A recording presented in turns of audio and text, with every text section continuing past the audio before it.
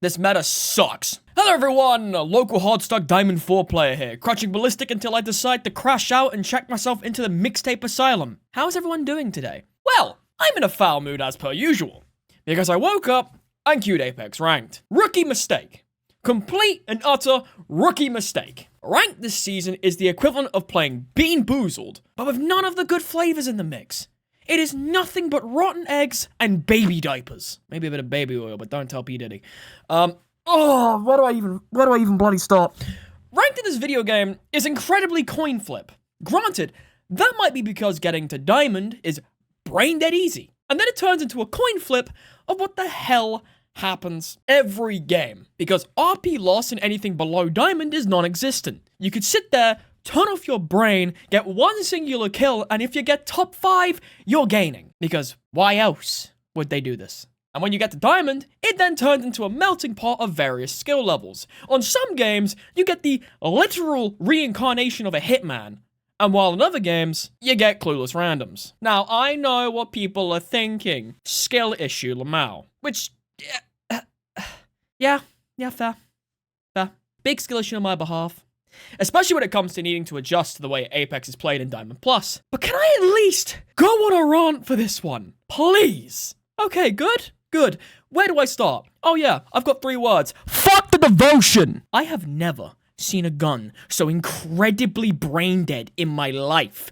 Yes, I know, the devotion was always this strong, even before I got launched into the stratosphere of pick rate with this meta. But that power was always gate-kept by one singular hop-up attachment, the turbocharger. And what does Respawn go and do? They go and build it into the fucking thing. What do you mean by that? Turbocharger being integrated directly into the devotion was probably, in hindsight, the stupidest fucking decision that could have been made. Does it reduce the amount of bloat in the loot pool? Yes. Yes, it does. But what couldn't have been seen was the fact that people forgot about the one singular thing that the Devo was good at. And that was pissing out absurd amounts of damage in a quick succession when the Devo was fully spooled up and firing. It was like the Havoc in that regard. You need to wait a couple of seconds before you completely shit on someone in your direct line of sight. That was its weakness. It had to spool up.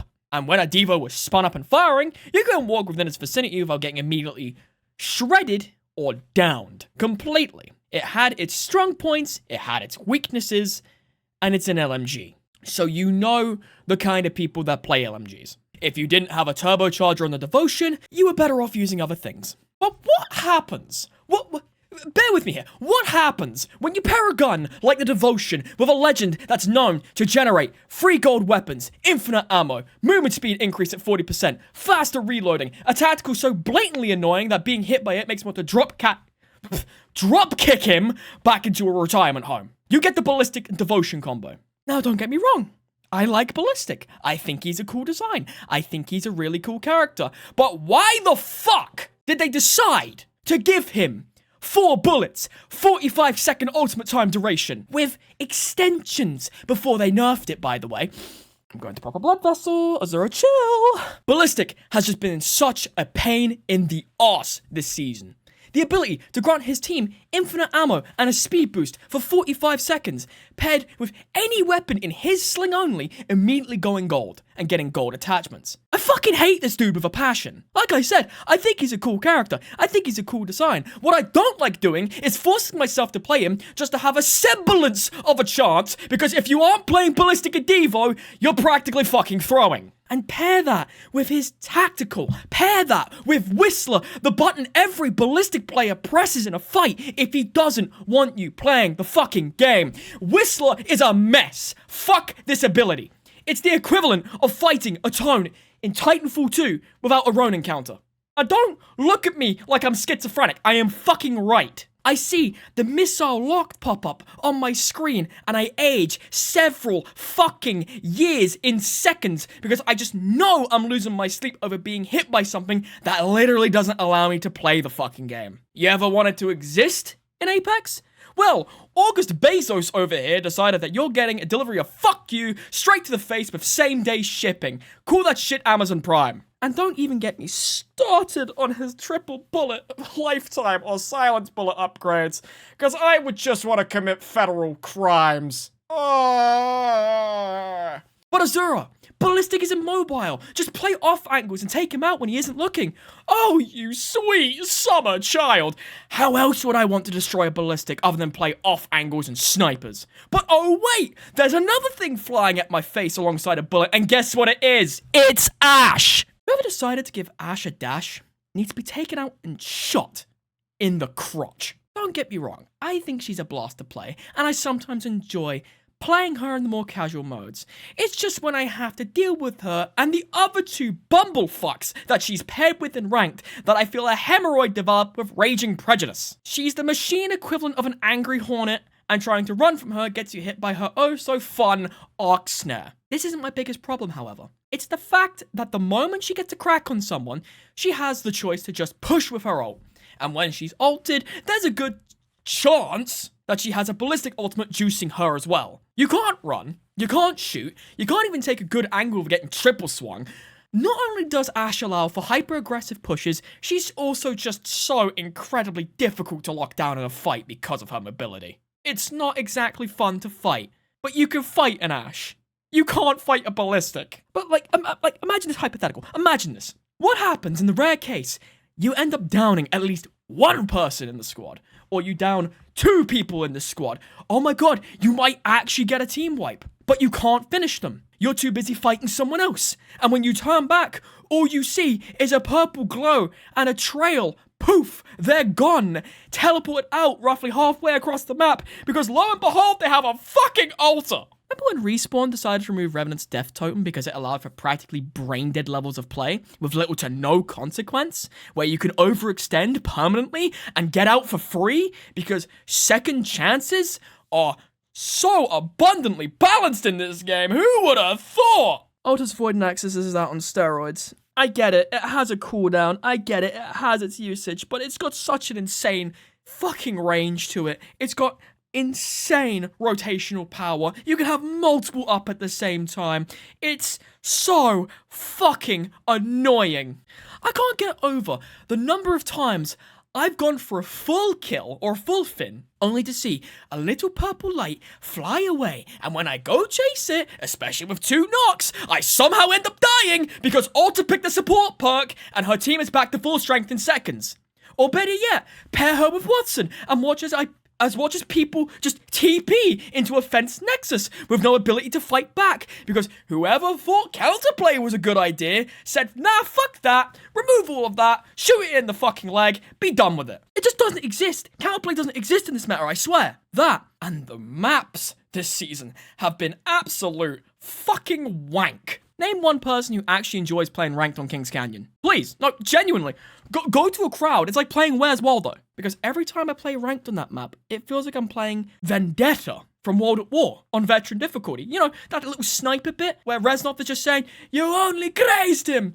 And I'm just sat there losing my mind because I shot the decoy and next thing I know, I'm fucking dead on the ground. And if you aren't getting sniped, you're probably stuck in one of the many known spots for mid-game bloodbaths, like the cliffs between Cage Labs and Capacitor. I hate this map. I hate playing ranked in this map. I think it's a good map for casuals. Fuck it for its competitive viability. It's not a great map. World's Edge is World's Edge. I don't have a problem with World's Edge.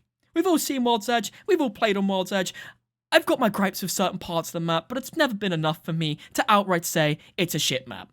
So, you know what? I'm fine with it. You keep doing you, World's Edge. You do nothing. Stay winning, go. Appreciate it. And during the first split, Stormpoint. In the first split, Stormpoint made me realize I've seen this map way too much. It's been in the game too much. Please, just get rid of it for a full season. I'm done. I don't want to see Stormpoint anymore. And I get it. It's great for its gameplay. It's great for its like pro scene shit. But can we please have this map out of the rotation for one full season? Please! I'm glad it's gone in Split too. So, you know what? Fair. I'll take the 40 days of not seeing it. Olympus as a map has always had its pain points, but over the years it really grew on me as a map, so I can begrudgingly accept it for what it is. Energy Depot Legends.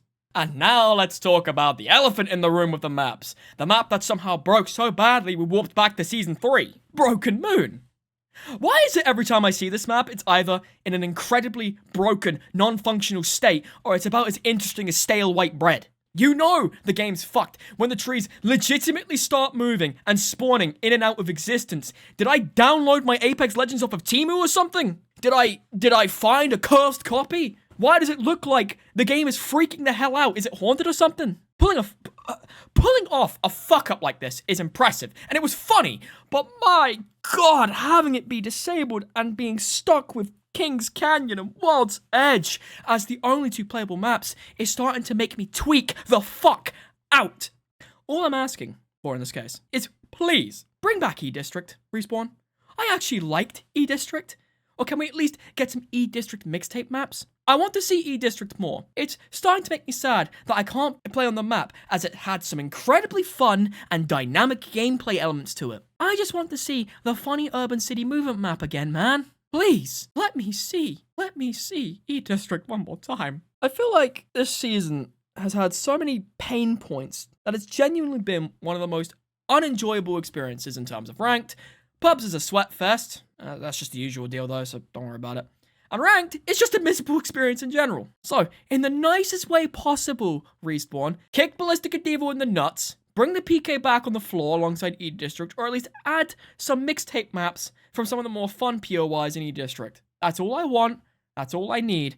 Ballistic, Devo, Ash, Alter Nerves, PK back on the floor, E-District back in rotation. I'm asking, I'm begging, I'm on my knees over here. They're starting to get sore. I'm praying, Respawn. Give me back E-District, please. Now, if you excuse me, I'm going back to losing my shit over being triple swung by a ballistic Devo. Yeah, you can tell I'm losing it. Ballistic Devo team again for the 4th time this week. Links in the description and all that jazz. Oh, and check out my latest Apex Legends montage. I got pretty happy about making that, and I'm very proud of it, even if the clips themselves are very mid. Check out the Discord if you want to hang out there, even though I might not be around as much as I used to be. And while you're at it, go follow me on Twitter and Twitch. Twitch if you want to see a guy who uses a catgirl VTuber avatar crash out on stream, or the odd complaint tweet about something in life, or Apex being shit as usual. Oh, another thing. The Ko-fi exists for those that want to support in the ways of donating. I've also decided to open up a few editing commissions over there for those that are interested, or you just want to support me directly in that sense. Honestly, I'm just trying to hustle over here. It's been a Zero, guys. I'm gonna grab some food. Take care of yourselves, be sure to stay hydrated, and stretch when needed. Love you lot a bunch, and thank you for watching. Doodles!